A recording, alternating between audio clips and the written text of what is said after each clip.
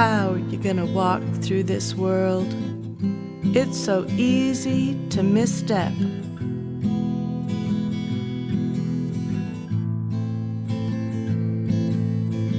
How are you gonna walk through the world? So easy to screw it up.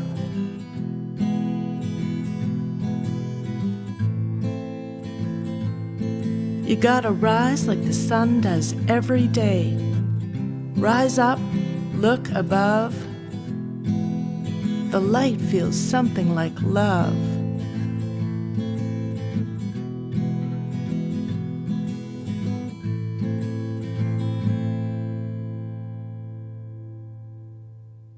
Hello and welcome. I'm Shelley Leedahl, a multi-genre literary writer coming to you from Ladysmith on Canada's lovely Vancouver Island. When anyone's asked what my 12 books are about, I say they're about the human heart. You see, I'm kind of a fool for love, and if you are too, then you're in the right place. This is Something Like Love, an eclectic literary podcast that explores that wildest of animals, love, through various genres, via short stories, poetry, serializations of longer works, and personal essays. I'll pull back the blinds to reveal the lives and loves of those braving the high seas of human emotion. First up are 10 edgy short stories featuring teens learning the hard way, as we do, about familial, platonic, and romantic love, and learning to love themselves on the journey. There'll be something new to listen to every Wednesday. Do you write too? At the end of each episode, I include a springboard exercise for anyone who feels like doing a bit of their own writing. One day, in the future, there may be a forum for listeners to share their work. Step by step, people. Old dog, new tricks.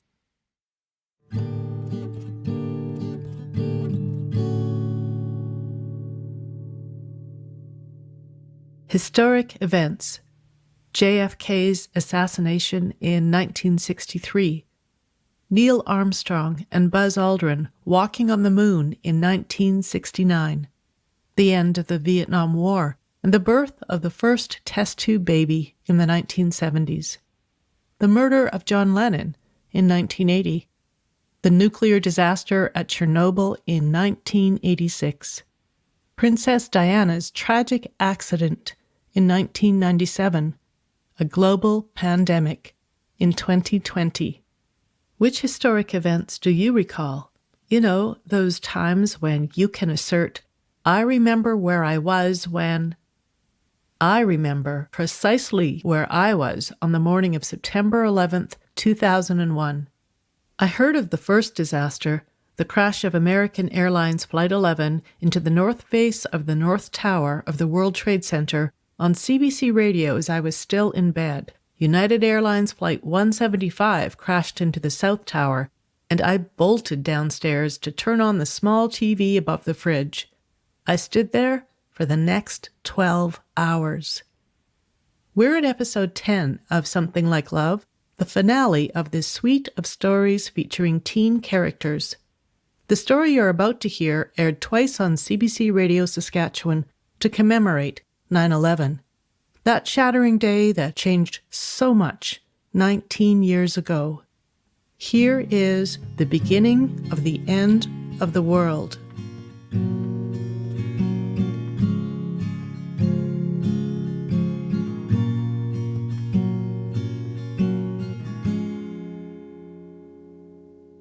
Your friends don't look like girls anymore, my mother pronounces, apropos of nothing on a Wednesday that starts out as ordinary as cornflakes in a bowl.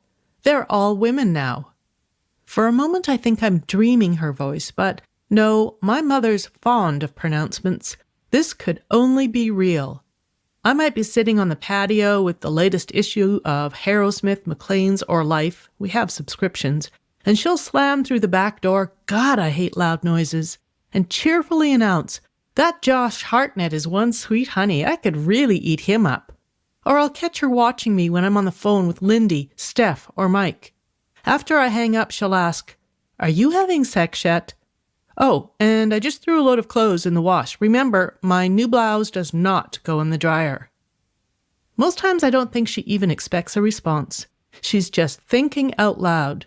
When your parents are artists and you live in Humboldt, Saskatchewan, as opposed to artsy Salt Spring Island or Lunenburg, for example, you make allowances.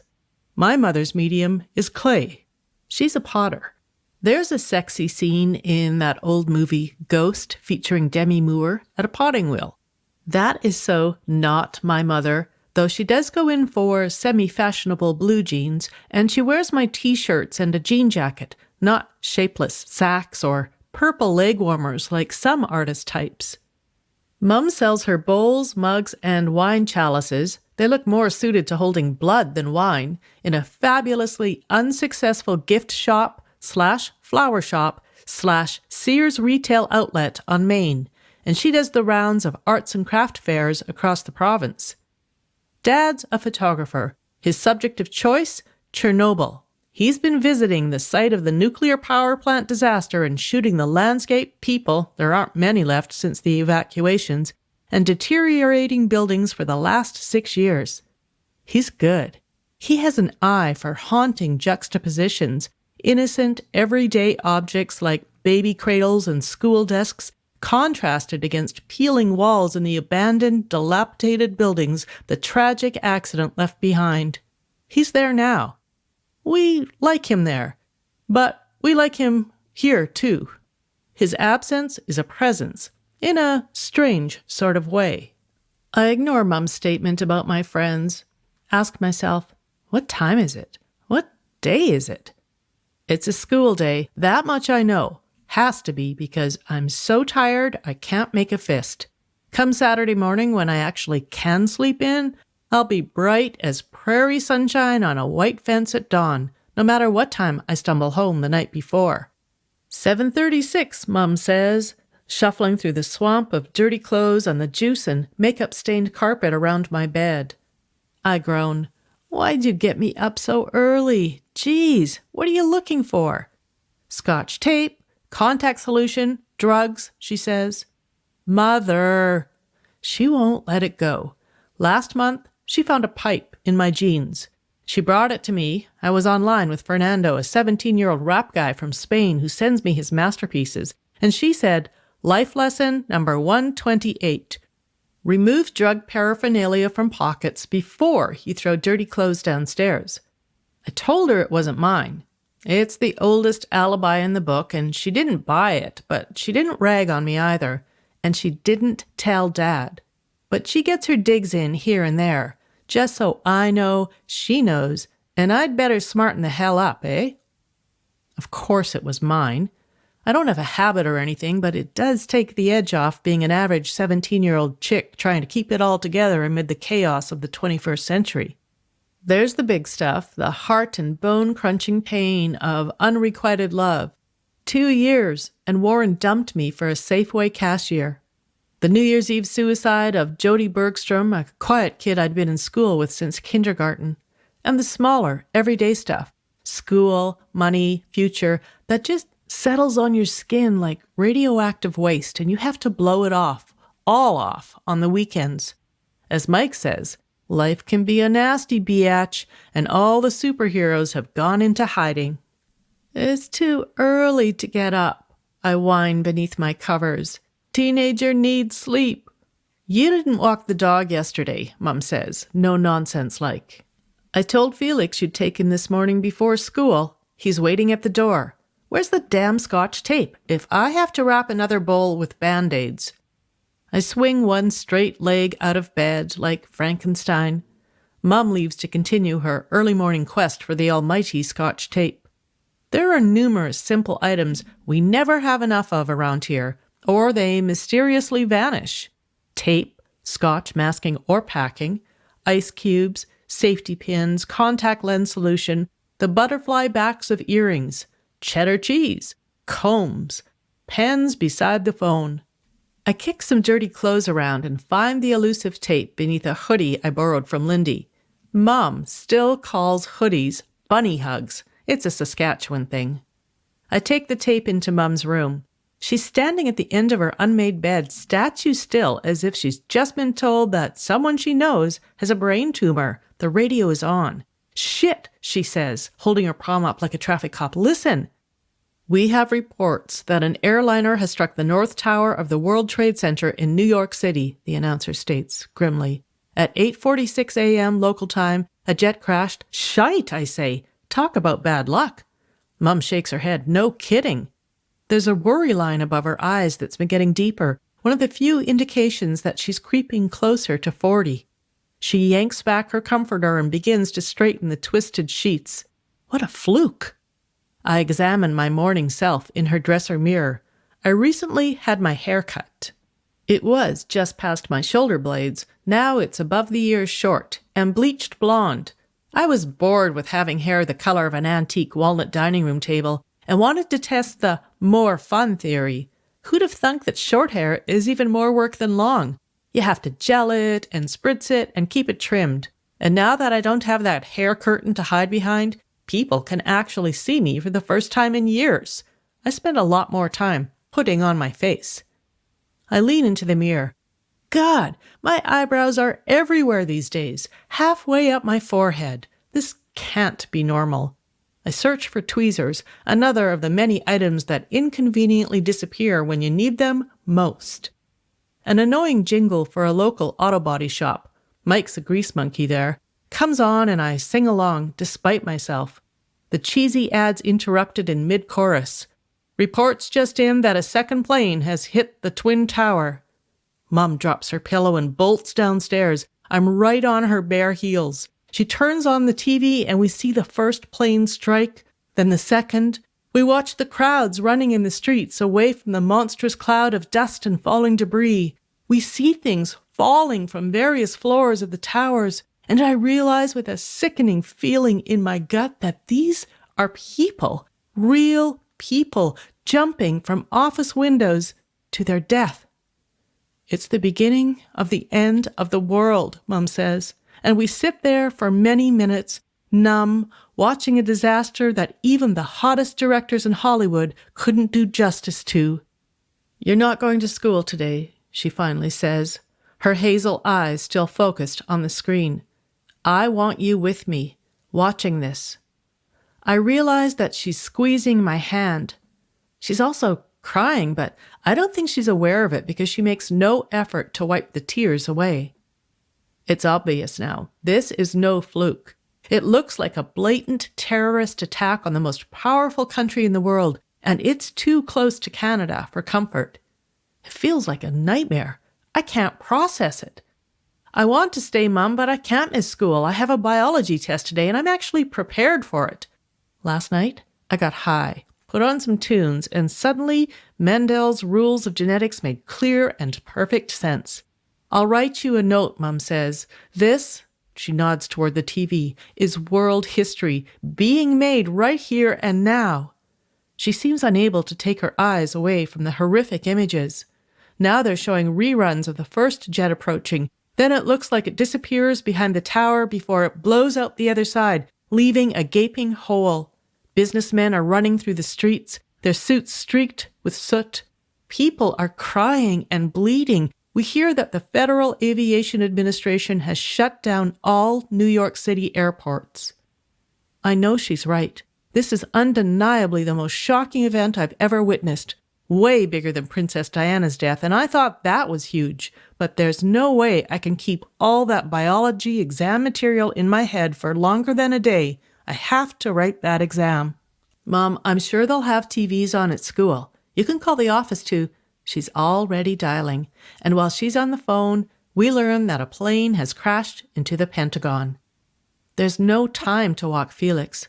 I'm lucky to get dressed, gather my notes, and hightail it out the door before Lindy, in her new white Sunfire, "Thanks, Daddy," honks a third time. "You know," I ask, jumping into the passenger seat. Lindy bites her lip and nods. "I know. It's pretty effed up. My parents are freaking big time. My mom, too," I say. We're almost at the end of the block when I hear screaming. It's Mum, running down the street in long johns and a sweatshirt, her pajamas. She's waving and yelling, "The South Tower collapsed!" This is how the day begins.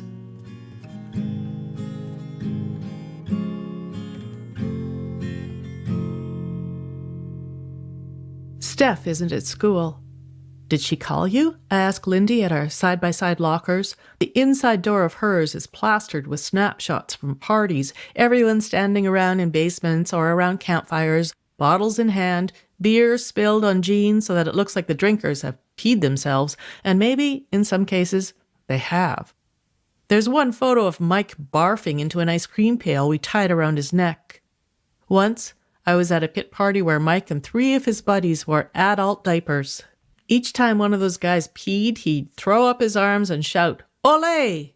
Hot times in small-town Saskatchewan. Lindy used to have a picture in her locker of me sharing a reefer with Doug and Mike. Steph and Lindy don't smoke pot. I destroyed that picture. The teachers here have been known to search lockers now and again. I don't need that kind of trouble. No, maybe she's staying home to watch the news, Lindy says. Yeah, maybe, I say, spinning my lock, except Steph hates being at home. That girl's been going through some radical changes lately. She used to be relatively normal, well, at least only mildly neurotic, like the rest of us. With Steph, like so many people I know, it's always been her teeth. Her right front tooth is overlapping her left. She thinks one day it will eventually succeed and she'll be able to gnaw through trees like anything. And her teeth are yellow for no lack of brushing. She's saving half the money she makes slogging burgers for a professional bleaching job. The other half, she used to promptly squander on the brand name clothes we all willingly pay too much to own. But about a month ago, she did this abrupt about-face. She hacked up a pair of perfectly good army pants and sewed camouflage patches over all the brand names on her tops, hoodies, and jeans. On one jacket, she turned the label upside down and sewed it back on. The Antichrist of brand names, Mike calls her. Then she started this campaign at school. She volunteered to do the same thing to anyone else's brand name apparel for a small donation, which she would forward to the charity of their choice. Thus far, she's netted about $17 for Save the Children and $5 for the Knights of Columbus. Not exactly the response she was hoping for, but hey, I admire her for trying. Lindy turns toward the high school. I got my application for university yesterday, she says. The diamond stud in her nose catches the sunlight and winks at me. Already? But that's like a whole year away. I'm acutely aware that I have no post-graduation plans. Where do we go from here is one of the topics Mike and I hash out, pardon the pun, on weekends. I know, Lindy says, but I'm excited about it now. That's cool, Linz. You're going to be a kick-ass teacher. I look ahead and see that the student parking lot is already full. We're late.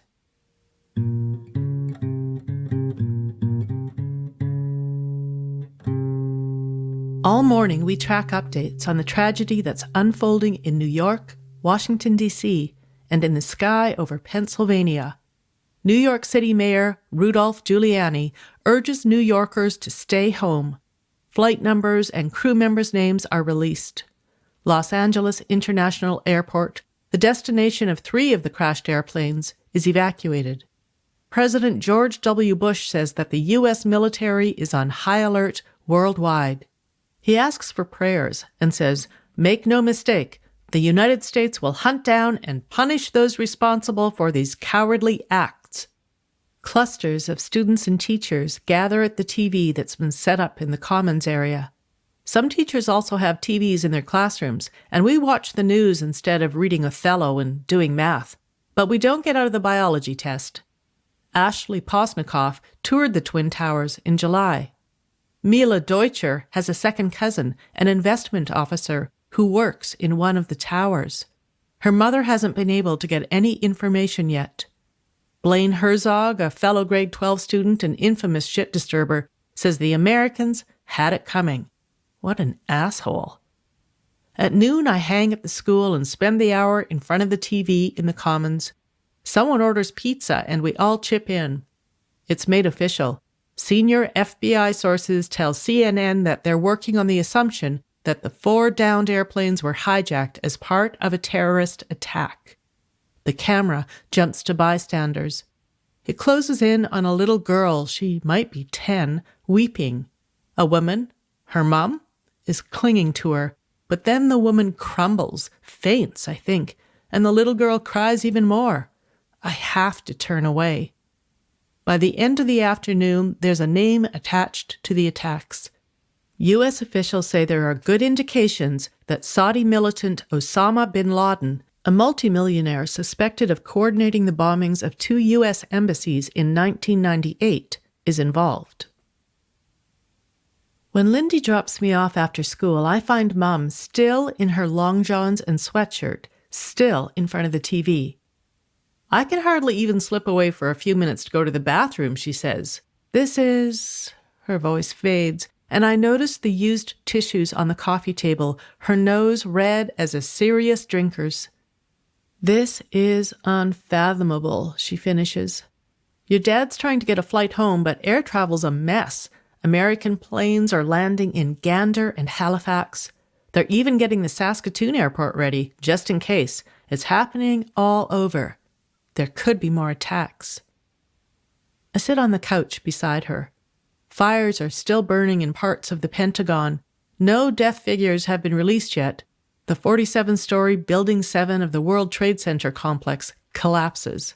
The evacuated building was damaged when the twin towers across the street collapsed earlier in the day. The coverage is a series of jump cuts.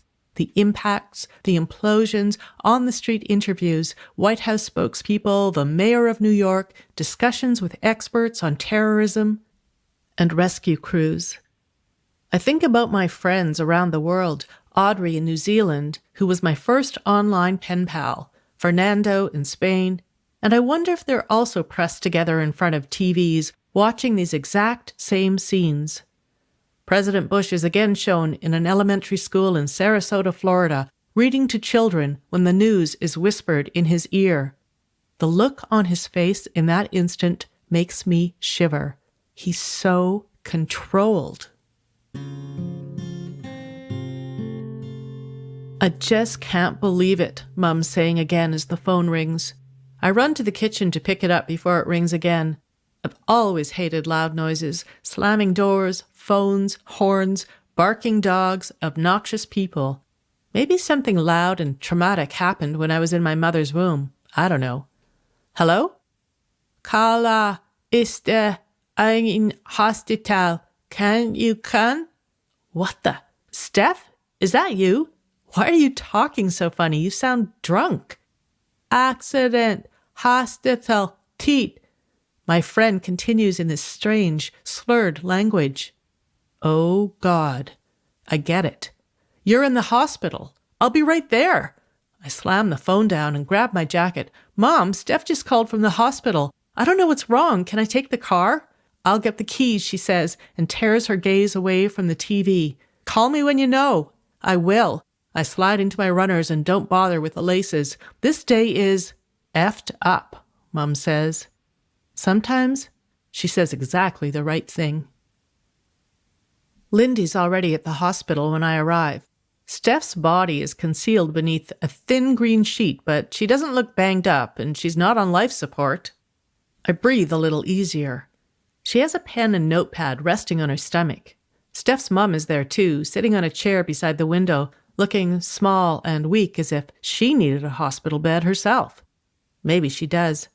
It's no secret that her husband, Steph's boozy stepfather, occasionally slaps her around. The situation makes Steph crazy. She and Jack get into some pretty good scraps themselves, but he doesn't have the balls to hit her. There's no way he'd get away with it. It infuriates her that her mother doesn't press charges, that she just takes it, as if she deserves the black eyes and bruised ribs. Steph once said that if her mum were a bird, she'd be a sparrow that's fallen from its nest, one of those doomed, pathetic little creatures who hops along the ground, unable to fly, so you put it in a cardboard box with a little grass and a saucer of water and try to coax some strength into it. But when you check on it a few hours later, it's on its side, positively dead. What happened? I step toward the bed. My friend's lips are redder than usual and slightly swollen. As I get closer, I see that something's smeared inside her mouth. She was bleaching her teeth, Lindy says, with Javex. She burned her gums, lips, and tongue. Stupid, Steph says, not moving her lips. So stupid. Don't tell anyone. She writes, "Don't tell anyone" in her notebook and underlines it twice. Trust Steph to do something this wild, I think. Does it hurt? Not now, she says. Inkillers. She'll be okay in a few days, her mother says in her quiet voice. They just want to be sure she doesn't get an infection. She stands and puts her hands on Steph's. I've got to get home to make supper. I'll leave you with your friends, honey. Call you tonight. After she leaves, we discuss our various obsessions. Steph with her teeth, and for all this trouble, the damn Javex didn't even work, she writes, making us laugh. My wandering eyebrows, and the dark hair spidering down my thighs. At least we can laugh about it, I add, knowing my mum would think this is healthy. It's not like we want to be perfect or that we're trying to impress anyone in particular. We're all between boyfriends these days, and none of us are actively looking. It's just the way it is. Girlfriends gotta look good to feel good. This being a girl business, Lindy says, it ain't that easy. Suck the ee, Steph says, wincing. Sucks to be me.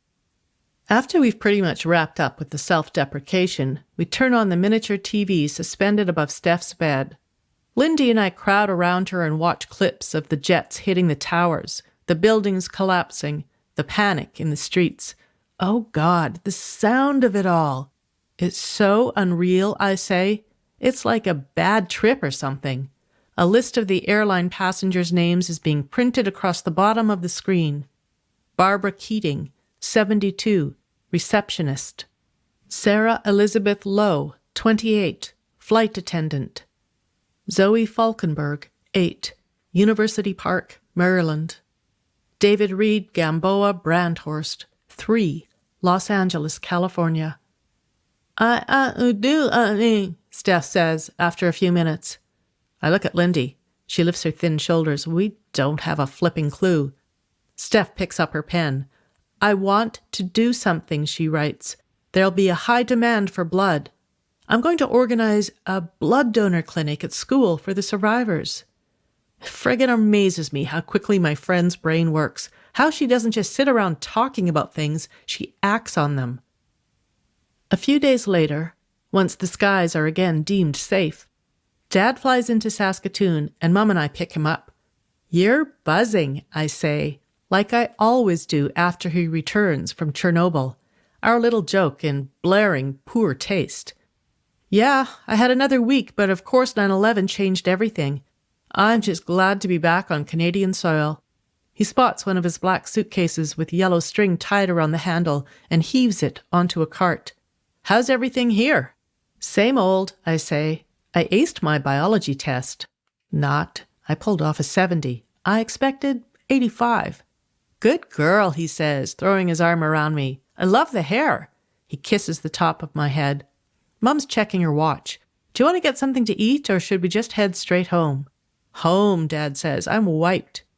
And so we go, leaving the lights of Saskatoon and a horizon the color of baby's fingernails behind. We drive through gently rolling hills and past acreages with huge homes. Later, when the land levels out, there are fields on either side of the highway. It's been hot and so dry, I swear the air makes me choke. Farmers are out on swathers, getting their crops ready for harvest. Just thinking about the hours they'll be at this yet makes me sleepy. I rest my head against the window and find the first star. What to wish for? I recall the faces of the victims I've seen on TV. The rescue workers, the victories, the desperate family members who wait for news of loved ones, though it's late and unlikely any more survivors will be discovered. I think of that little girl. I make my wish. The blood donor clinic is in the gym. 4 brown recliners are lined up beside a table where students and teachers are queued to register. I do a rough count, about 20 people already. Not bad. Mum and Dad are coming whenever they can find time in their day. Lindy and 2 other student volunteers are setting another table with bottles of pop and pastries. John Lennon's song Imagine is playing over the intercom system, and images of the terrorist attacks are being shown on a big screen. Someone's pinned a huge American flag beside the Canadian flag. I find myself swallowing and getting emotional. I join the line and roll up my sleeves. I feel a hand on my shoulder. Carla. I turn to Steph. She's wearing one of her anti-brand name creations. I'm proud of her. You're donating? She sounds surprised, and the tilt of her head and slightly narrowed eyes confirm it. Doing my duty, I say, pushing my sleeve higher. What, you didn't think I would? Actually, she pauses, and I wonder what's going on inside her head. What? You're getting weird on me, girlfriend. I look over her shoulder and see Lindy coming toward us. She's wearing a red button on her sweater that indicates that she's already registered, and now she's just waiting her turn to donate. Carla was planning to donate, Steph tells her, and pulls me gently out of the line. The smile slides off Lindy's face. You're kidding, right? No? What's the matter with you two? You're acting like I have AIDS or something. Steph looks around as if to see if anyone's within earshot. She pulls me a little further away and whispers, Carla, I don't know if you can. You've been smoking up a lot, and with that in your system, the floor can open and swallow me any time now. Oh, I didn't know. Hey, I could be wrong. You can ask one of the nurses, but I think it might contaminate the blood or something. Contaminate. The word reverberates. It makes me think of Chernobyl. No, it's okay, I say. I'll just opt out.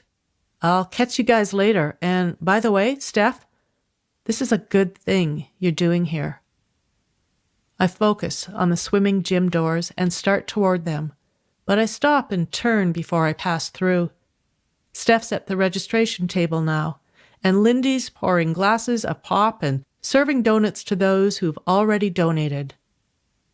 My eyes are prickling. September 11th. Before thousands of lives were lost, millions more shattered, and the world fell to its knees in mourning. It was just an ordinary day. Mum was there, waking me with one of her pronouncements. She was right. My friends have grown up. They don't look like girls anymore. Imagine there's no heaven. It's easy if you try. No hell below us.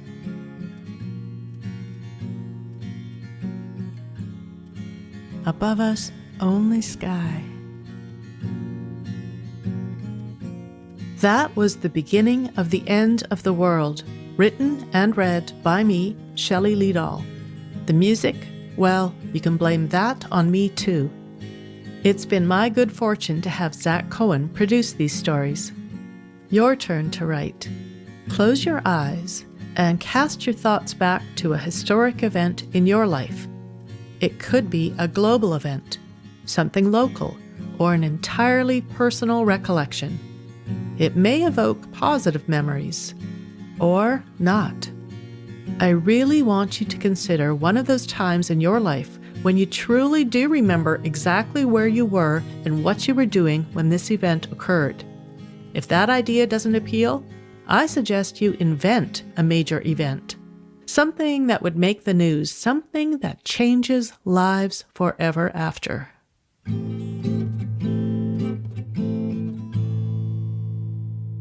Thank you for listening, and I hope you'll swing by next Wednesday for the first episode of an entirely new series of work. As I write this now on a smoky September day in 2020, I've not yet determined which genre I'll podcast next. Could be poetry, could be creative nonfiction, or something else. I'm excited as I consider the possibilities. The 10 stories in the Something Like Love series were made podcastable via the Canada Council for the Arts Digital Originals Grant Program. I couldn't have done this without that. How are you gonna walk through this world? It's so easy to misstep.